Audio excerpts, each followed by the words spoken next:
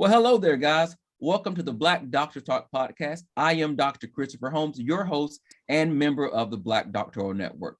Well, today I have another phenomenal guest. I never let you guys down. I keep bringing in the best and the brightest that we have here for BDN. And my guest today is Dr. Matthew Wilmot, who is a multi-talented psychologist and educator whose intersectionality and curiosity for knowledge has led this big city guy from Toronto all the way down to rural Waterloo and then suburban Ohio. We got a lot of ground to cover today, and so we're not going to waste any time. Welcome, Dr. Wilmot. Welcome. I'm happy to be here. Thank you, Chris. Thank you for taking the time out to join me today and share your story, share your experiences, as well as sharing your passion. So let's jump right in. Tell our viewers and listeners a little bit about yourself. Where does it all begin for you? You know, that's a great question. I've pondered how many times I've probably said, this is the beginning of this is the beginning of where I start. And I guess you could interpret it that I've had multiple beginnings, specifically three. I don't want to go like I'm in a soul searching journey, but each I think has been distinct from the previous. If I was to pinpoint where it really starts, it's towards the end of my undergraduate tenure. I went to the University of Toronto, and I was exposed to a lot of diversity when it came to both racial diversity, gender diversity, sexual diversity, and coming from a Caribbean background, I was also kind of exposed to a Caribbean upbringing in terms of learning about my history, and it allowed me to be curious about the human mind and how diverse it is, how it operates, not just within the local context, but within our global community. And what we don't know as well is what also inspired my curiosity. And then the next beginning happens in graduate school when I began where I started in at the University of Waterloo, which is hence where I was living, and that place wasn't as diverse. And so as I began to venture into academic research in graduate school, I realized that I was losing so much of my connection with the community as I was doing more research on the community. Then one day my graduate advisor says, "Hey, I'm going to Ohio State, and would you like to come with me?" And I was like, that's interesting. I'm not a huge football fan. I mean, even though I'll say go Buckeyes, I'm interested. I'm not too big of a college football fan, and that led me to finish the rest of my graduate career at Ohio State. Shortly after I finished, the pandemic hit, and I feel like that was my new horizon coming to the forefront, because it got the job which I'm at now allowed me to be a community advocate, and also still apply some of my doctoral skills in research and in and in the curiosity of science when it comes to the mind. So that's interesting. So I talk a lot to people about opportunities, right? Mm-hmm. And going to Ohio State was just this chance experience that presented itself. And you had an opportunity to say, no, I don't want to go. I don't like football. Or yes, why not? And so I always am interested in why people choose to say yes to things that present themselves. And I'm talking to the psychologist here. So why is it that you decided to say yes when, honestly, it could have been a big no because you had no interest to really go over there at all? Yeah, I feel like part of it is a curiosity of mine to be in new contexts that afford an opportunity for me to get a sense of how do specific contextual factors affect the way people approach diversity. Mm. And living in Waterloo, I found out quickly how kind of the rural lifestyle kind of affects people's understandings of race, understandings of sexuality.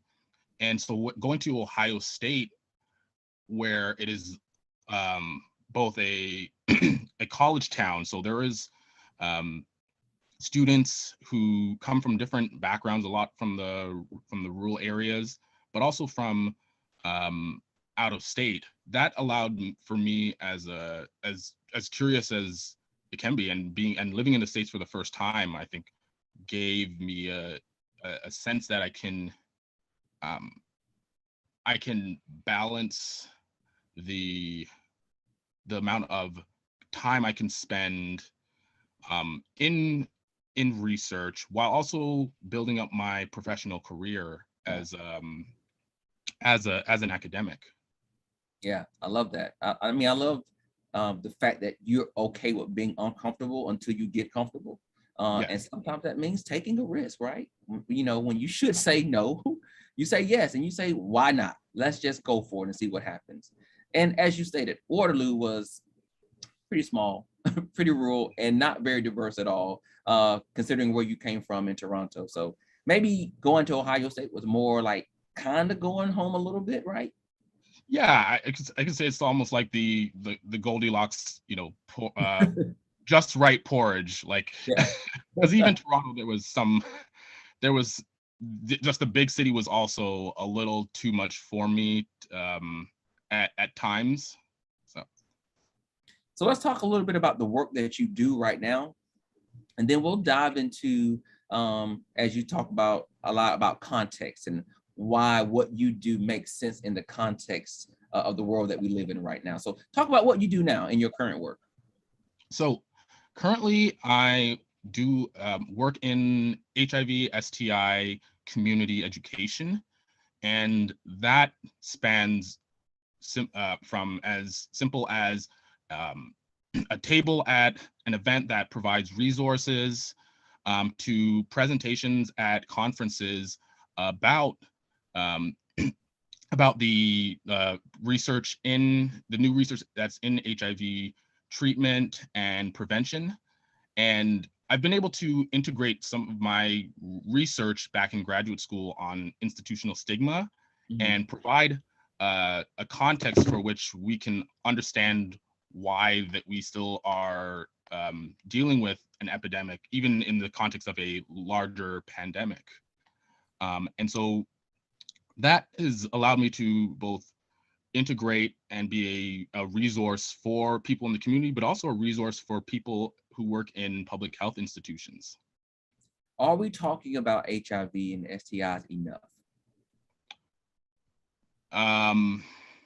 That's a good question. I feel like we are talking about it more now that we've been in this pandemic, but I still think we need to talk about it just a little bit more and with a little bit more urgency. Yeah, and that was my next question. So I think 15 years ago, we talked about HIV, AIDS, STIs in a particular way. Yeah. How should we be talking about it differently now, especially since we've been in it for a longer period of time? Yes. So for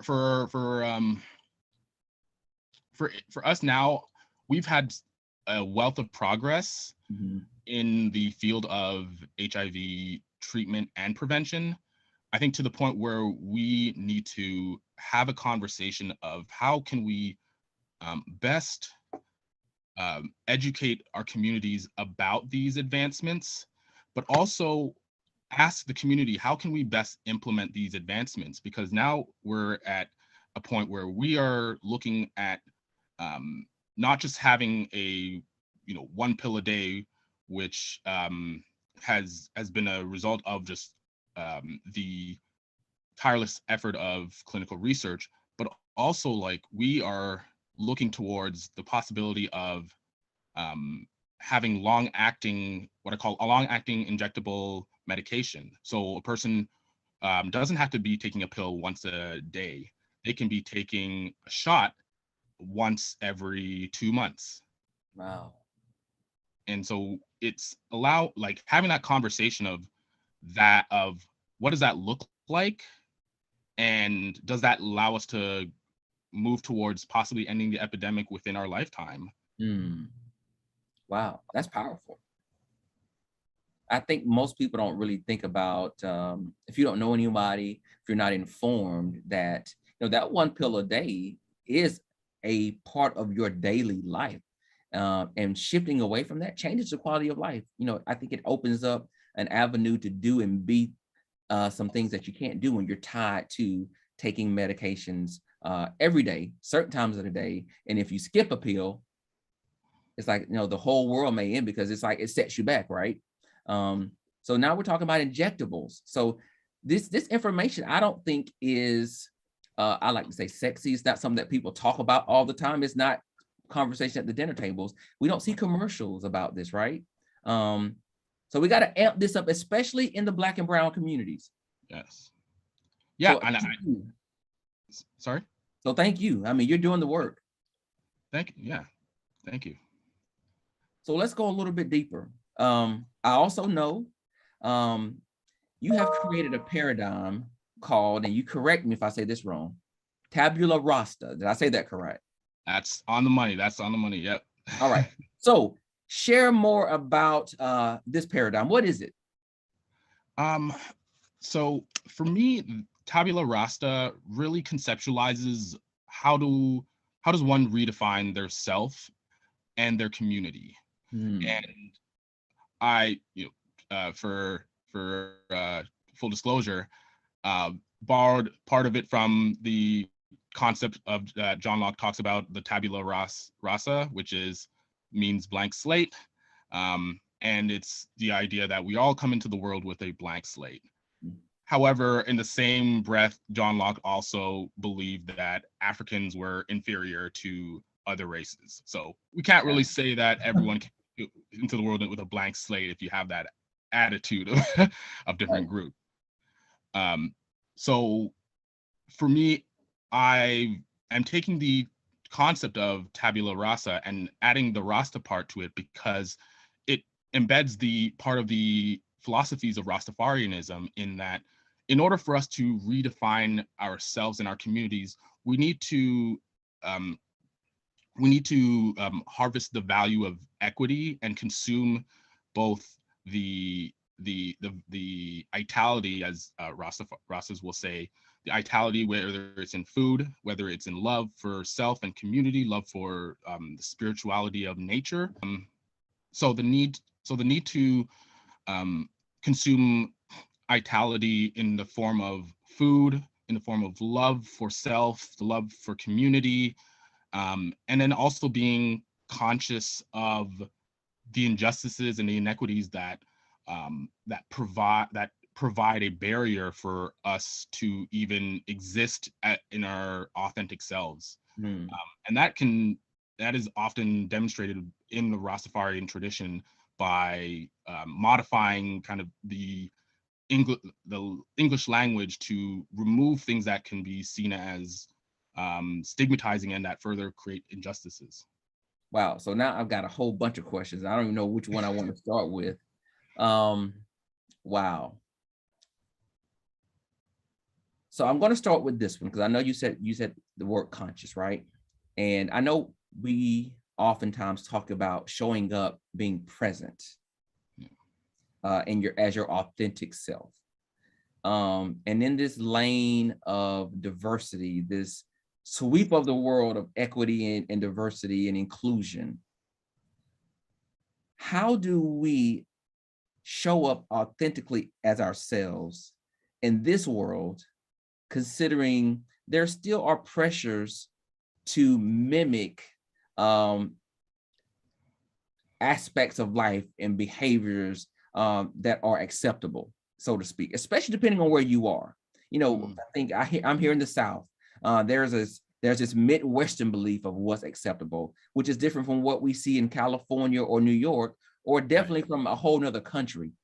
So this idea of being conscious of who you are, being authentically yourself, considering there are external pressures that are forcing people to assimilate or to be bound to a certain way of living, right? So how do we fight all these factors, although we want to be ourselves authentically? Right. It's a definitely a tough avenue, in that there are, like you said, there are the external pressures. I think it starts mainly with understanding the spaces in which you can begin to think critically about your identity, or the identity that you are giving off, and how that is connected to wanting, to certain motivations that we have, for presenting ourselves. So if I'm in I'm in the Midwest, I live in the Midwest, and I recognize the differences in how people um, conversations, here, like especially in Ohio, about, different, topics um, like sexualities, gender, um, and that approach I've seen, like, take a certain direction that I realize I'm not necessarily comfortable in that sphere, because it is not it's not what I've been used to. Whereas in Toronto, when I lived in Toronto, sexuality, gender, race, that everyone, I feel like a lot of folks are willing to, have conversations from different vantage points, and, um, be okay that there are these differences. And I feel like once we recognize that we have these differences, it gives more opportunity for folks who are in a space where they can, where they're just trying to figure out themselves, to be, um, able to see that there is an existence of someone, or some culture that represents them. Would you say it's okay to be uncomfortable? Absolutely, absolutely. Because I think that gives that signals to us how much our how much investment we have in possibly just one part of ourselves, and not discovering that there is another aspect of us that we can tap into and appreciate, because identity is not as stable as we make it to be, and that can sometimes be our Achilles heel when we take, whether we even just, um, visit a place, overseas for just a short period of time, that sense of uncomfortability, that, oh, I'm in a country where I can't, where I don't know, a word of the language. That sense of discomfort can also be a sense of opportunity to um, alter one's identity, Yeah. um, learn something new. And I know you talk about in Tabula Rasta is about finding that essential balance. Yes. So would you say that uncomfortability is also a part of that, as we are striving or thriving for to live in this uncertainty of life? Yes, absolutely. I think that balance allows for us to really hone in on what are the essentials to that can help us on our journey, and the itality that comes from being a and I try to use this often more, is the itality of that comes with being a student. You want, like, as a student in school, like, you want to know, like, what is the application of what I'm learning that I can consume and then produce within the world. Yeah. Is there a way, and I'm just asking because the educator that works at Ohio State and this change agent that's helping people to create balance through Tabula Rasta, is there a way you're able to bridge those two together? Yes, in many ways, I feel like where I'm situated at currently as an HIV and STI educator is, I want to allow for people to no longer separate their identities from HIV, STI, whether they're living with it or not, Mm-hmm. but to develop a sense that through not just through empathy and understanding the inequities that exist within HIV, that they can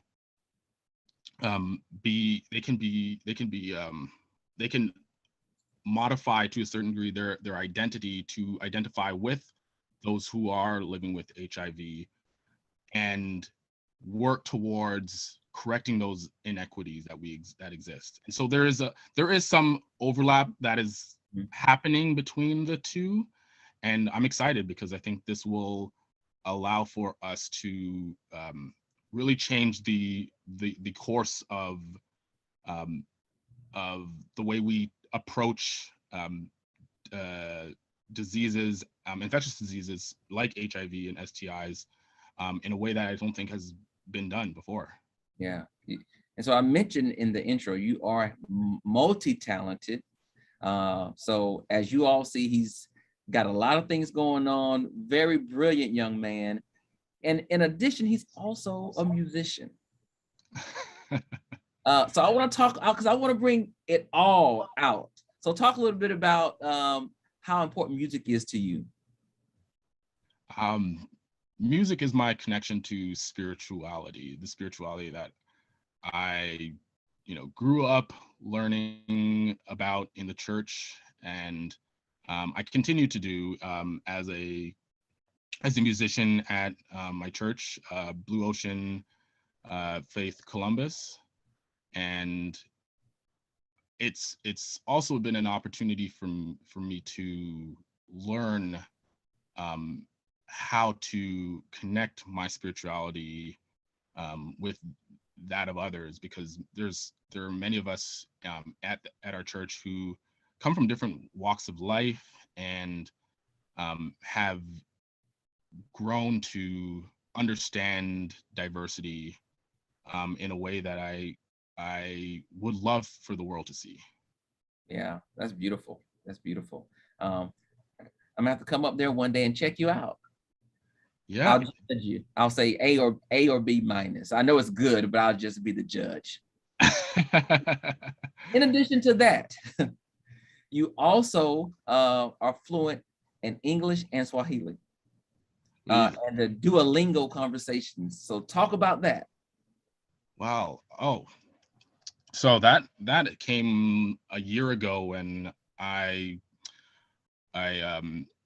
applied to volunteer as a facilitator, and I thought originally I wasn't going to get it because I've been to a couple of the facilitated discussions, and it was amazing to see the fluency of people from different of different languages. Yeah. But fortunately, I got the call, and it's been a great opportunity to see how open people are to learning a language and being aware that it's a process. For me, like, Swahili has always been an interesting an interesting language for me, because when I lived in Toronto, occasionally during the church services I attended with my family, there would be a choir from a neighboring church that was predominantly Tanzanian, and they would always teach us songs in Swahili. So there was that initial curiosity that eventually blossomed into Duolingo, and then now as a facilitator, I love to, as they say, in terms of teaching, kujifunza, and with many of my students. Wow. I told you guys are multi-talented. I mean, it's a great catch here, people. Now, let's go a little bit more personal. With all the things that you do and all the talents that you have had or that you currently have, there has to be a person or a group of people that have influenced you. So who has had the greatest impact on you in your life? Ooh, for me, there are a few names that come to mind. Okay. First and foremost, my undergraduate research advisors, Doctors Michael Inslet and Dr. Liz Page Gould at the University of Toronto.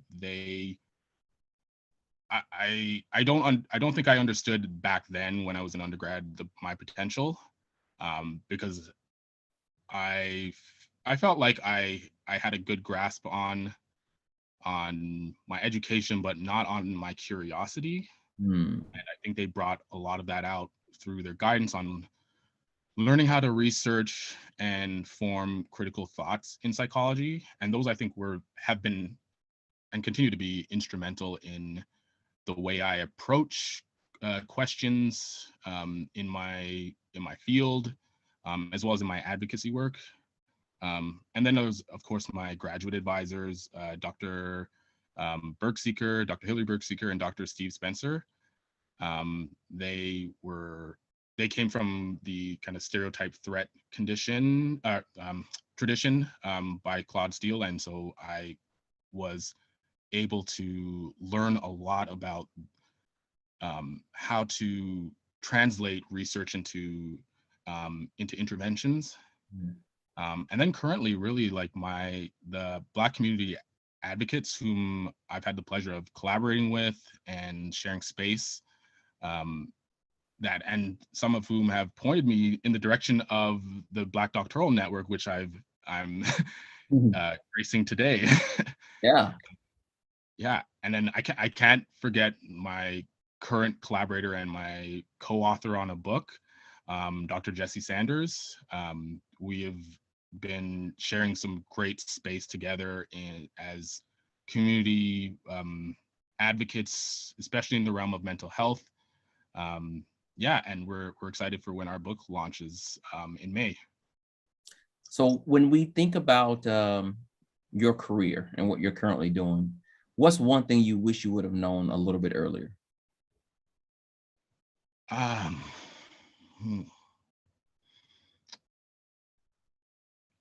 wish I'd learned how to balance my studies and my career development, because I think I recognize now how separate they were and not necessarily one and the same. Especially while I was in graduate school.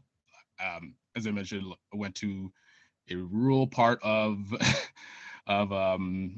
Ontario, that is Waterloo, and I was the only Black student in the whole psychology department. That's graduate students and faculty. Wow.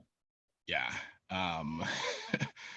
And especially in my first 2 years, there was a lot.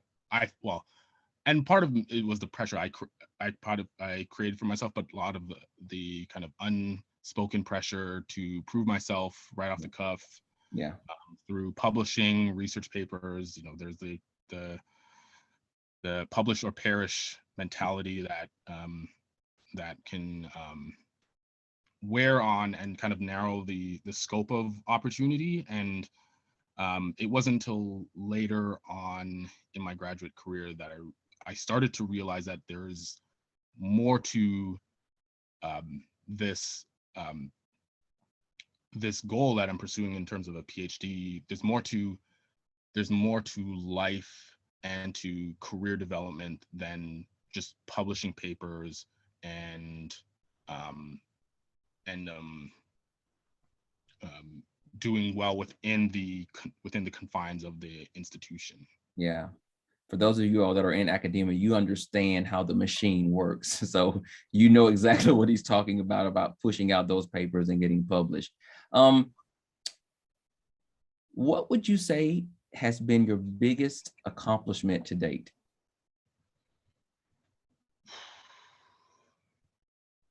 I mean, this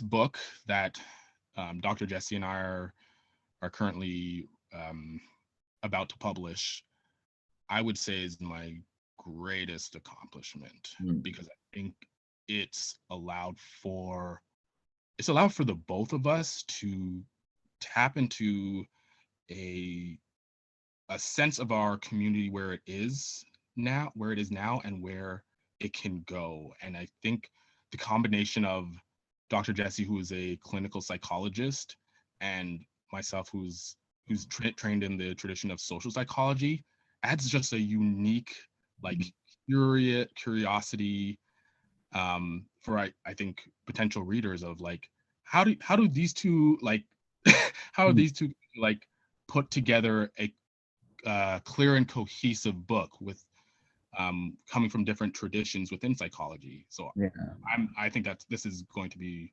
my greatest achievement. If not, so when are we expecting this book to drop? Do we have a date? Yes, May 21st is when the book launches. We'll have a book release party, and that's when it will be available, both as a hard copy as well as an ebook, and we're also looking into the possibility of an audiobook. Awesome. Well, listen, make sure we stay connected so we can get that information out to all the BDN members, because I'm sure there are people in the field that would love to get a copy of that and connect with you with great work. Yeah. Our book is titled You and What Army? Redefining Self and Community. And we currently have a Facebook page as well. So wow, that already sounds powerful. I like the title. Wow. If you had one wish, what would it be?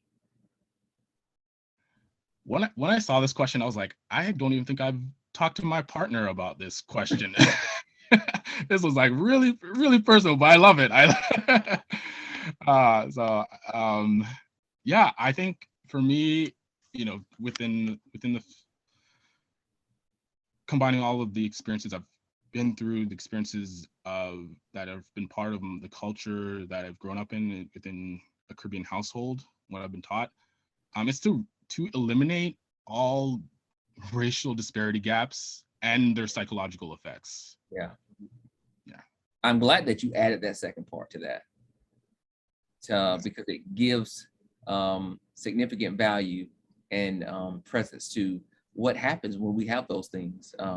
I think some people just want to say, just move on, get over it. You're not there anymore, but there are effects, and as a psychologist, you understand some of those emotional impacts that happen when we have these racial disparities that many of us have to encounter. But yeah, we have this level of resilience, right? We navigate through it, we push through, but in what condition do we show up in the world after having gone through all those things?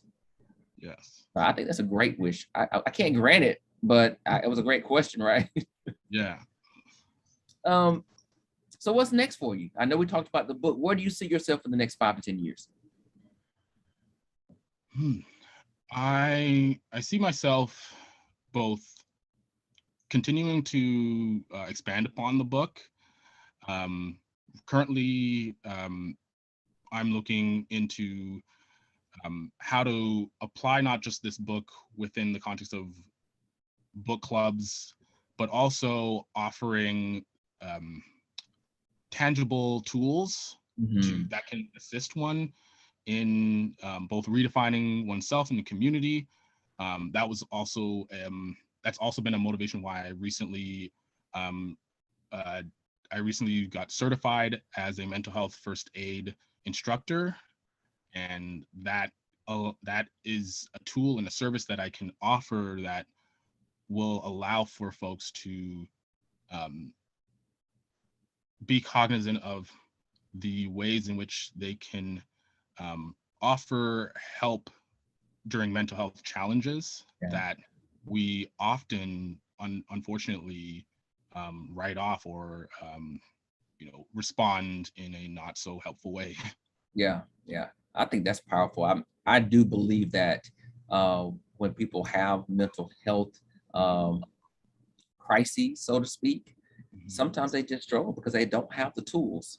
They just don't have the tools, and they don't have access to other people that can support them. And so we sometimes suffer in silence. And then that leads to even, going into deeper depression or whatever the moment may be that we have to deal with. And nobody should be having to deal with that alone. So I think you offering those, and sometimes they're just simple tools. Yeah. But just giving the information, I think it's going to be the critical piece. So I'm excited about, what you're going to be doing. You're a young man, you got a long life to live. And so I'm excited about all the great things you're going to be doing in the future to really just help the community. Let's talk about BDN. We're excited to have you. I mean, to have brilliant minds like yourself. And sometimes people just fall in our lap, right? And now here you are on this great opportunity to share with us. Talk about your relationship with BDN and what you're looking for as a member. I would say my relationship has been tremendous, and that's speaking from someone who has only just begun to knock on the door of opportunity that this community is offered. Your team has like extended, I believe, like a tremendously comforting hand of fellowship. One through your previous invitation to speak on critical race theory, and just the opportunity that I see with presenting at conferences. And so I feel like I'm just scratching the surface, and I am just excited to be in part of this space where we have conversations about work-life balance, and looking at careers beyond just the ivory tower that we're often preached upon to strive for. And I want to give a shout out to my friend, Dr. Nicole Bowman Glover, who really championed for me to be part of this network. And it's just been phenomenal to see the wealth of knowledge and the personability that people have shown on talks like this. Well, listen, first of all, let me say thank you, Nicole. We appreciate you for sharing with him. And thank you, Dr. Wilmot, for accepting to be a member of BDN. Again, we are excited to have members like yourself who are doing tremendous work out there in the community, hoping to make a difference, just to do their part in this world. And thank you for showing up presently and authentically as yourself, because I think that's what's going to really make the difference. Also, thank you for taking time out, for sharing with us today, doing this interview. If you don't mind, could you please share with our viewers and our listeners where they can go to learn more about you and all the great things that you're doing? Easy. www.heydrmatt, DRMATT.com. It's simple, guys. Hey, Dr. Matt. I've already been on there. I checked him out. It's legit. It's active. So go and follow Dr. Matt. We're going to call him Dr. Matt now because he's our friend. So he's no longer, we can't call him Dr. Wilmot. He's our friend. Dr. Matt, go follow him. And while you're following him, be sure to go follow us as well on the Black Doctoral Network. Connect with us on all of our social media channels. We would love to have and share with you. Now, for now, we are done. Dr. Wilmot has come and deposited some great things into us. So we hope you come back next time for another great interview. But until then, be sure to like, share, subscribe. And I always tell you, go and tell somebody about BDN. Let's grow this family of love and of supporters, because we need it to help build up the community of Black academics. Until then, guys, be safe, be blessed, and I will see you next time.